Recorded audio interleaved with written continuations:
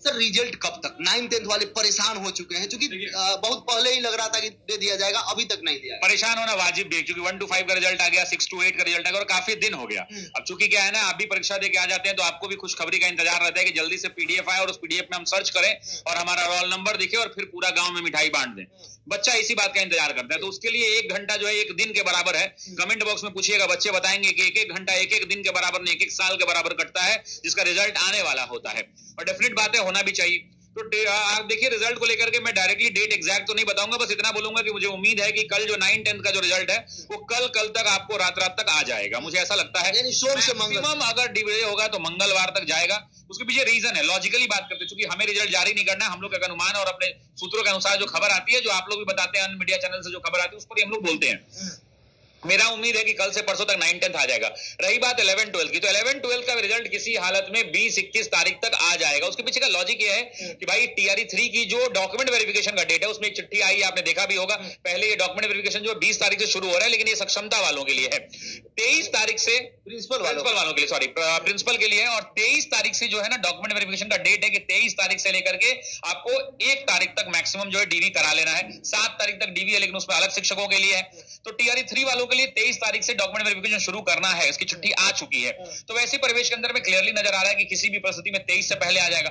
अच्छा, अब 22 को आज रिजल्ट 22 को रात में जारी करेगा, कहेगा कल से 23 आ जाए, ये भी लॉजिकल नहीं है। लेकिन लेट सवेर मान के चलिए कि 20, 21, 22 तक 11-12 का भी रिजल्ट आ जाएगा। 9-10 वाले जो है मिठाई लेकर तैयार रहे, कल से परसों तक रिजल्ट आने की पूरी संभावना है। आपने मेहनत किया है, निश्चिंत रहे, पानी वानी बढ़िया से पिए और मिठाई का दुकान में बगल में पता कर लेंगे कहाँ मिठाई सबसे अच्छा मिलता है और खरीद के रहे, क्योंकि मिठाई बांटने की बारी आ रही है। सर 11-12 में जिस तरीके से 9-10 में सीट बढ़ा, कई सारे सब्जेक्ट में विद्यार्थी लोगों को कई सारे कैटेगरी में बेनिफिट हुआ, क्या 11-12 में भी सीट बढ़ने की उम्मीद है? देखिए, हो सकता है, क्योंकि अब आरक्षण का परिवर्तन है, हर जिला की अलग अलग चीजें हैं, तो उसमें पॉजिटिव प्लस भी हो सकता है, माइनस भी हो सकता है। अब जैसे 1 to 5 में घट गया तो उसका क्या कह लीजिएगा, तो अनुमान लगाना बड़ा कठिन होता है। लेकिन अगर छात्रों के हिसाब से पूछेगा और मुझ शिक्षकों के हिसाब से पूछेगा तो हम तो यही चाहते हैं कि भैया वैकेंसी इतना है कि सबका नौकरी हो जाए, छात्रों का भला हो, यही शिक्षक चाहेगा। तो ऐसी परिस्थिति के अंदर में मेरी चाहत तो ये है कि सीट बढ़ गया है, घट के नहीं आए। एक वो सीट बढ़ गया, लेकिन बढ़ गया है, घटे नहीं। सर बैकलॉग की कई सारे जगह सीट जुड़ा गया, तो 11-12 में यदि जुड़ता है तो इसमें तो ज्यादा बढ़ने की संभावना है, क्योंकि कई 11-12 में विषय के अंदर में बहुत सारी सीटें खाली है, जैसे हिंदी, संस्कृत, मैथ्स, बहुत सारी सब्जेक्ट के अंदर में, पाली, इनसे हिंदी के अंदर में, इंग्लिश के अंदर में, बहुत सारे लैंग्वेज पेपर के अंदर में सीटें खाली है।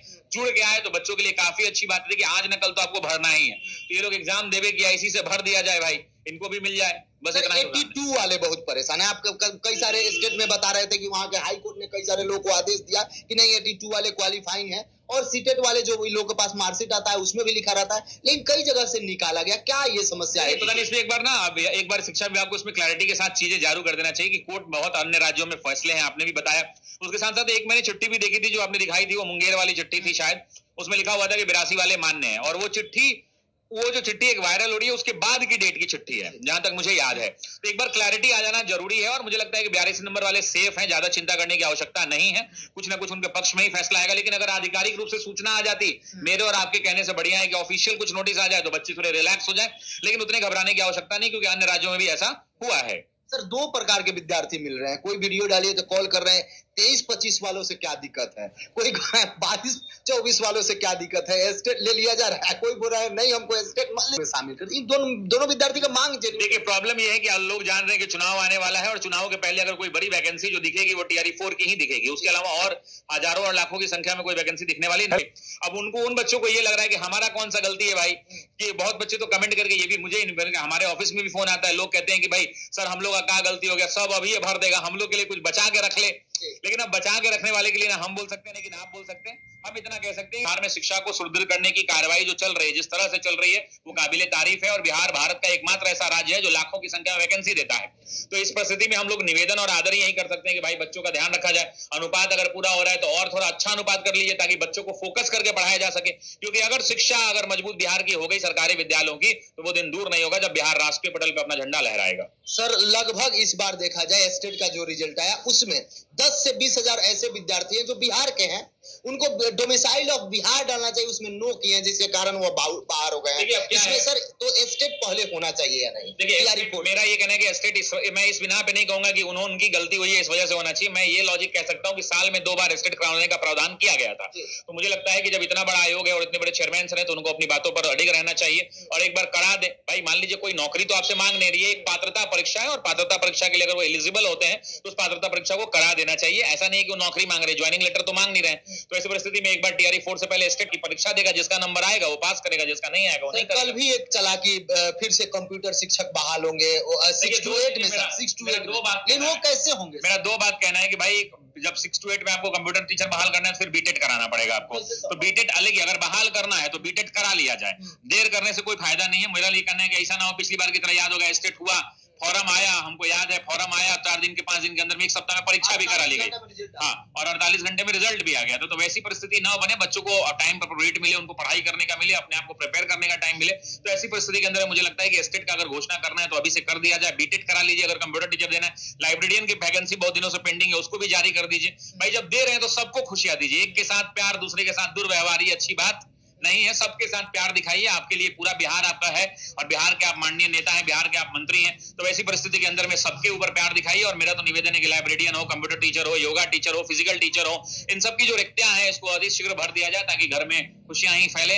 बच्चों के घर में। योगा टीचर, लाइब्रेरियन, ये सब को लेकर अलग से विद्यार्थी आपका डिमांड कर रहे हैं कि अलग से एक वीडियो लाइए, कब से आया है, क्या है, पूरा डिटेल के साथ। तो सर एक इन लोगों के लिए सही में आप आवाज उठाइए, अलग से वीडियो बनाइए। देखिए मैं 2008 में इसके ऊपर मैं बना दूंगा वीडियो, मैं इसके ऊपर अपने चैनल पे वीडियो बना दूंगा। आवश्यकता है बॉस, आवश्यकता इसलिए है ना कि वे सबको कर रहे हैं तो इनको काहे छोड़ दीजिएगा। बेचारा वो भी तो योगा टीचर, फिजिकल टीचर बना है इसी उम्मीद में कि सरकारी नौकरी मिलेगी मुझे, विद्यालय में मैं जाऊंगा, बच्चों को फिजिकली फिट रखने की तरह ट्रेनिंग्स दूंगा, बिहार के बच्चे मजबूत बनेंगे, राष्ट्रीय पटल पर मेडल लेकर के आएंगे।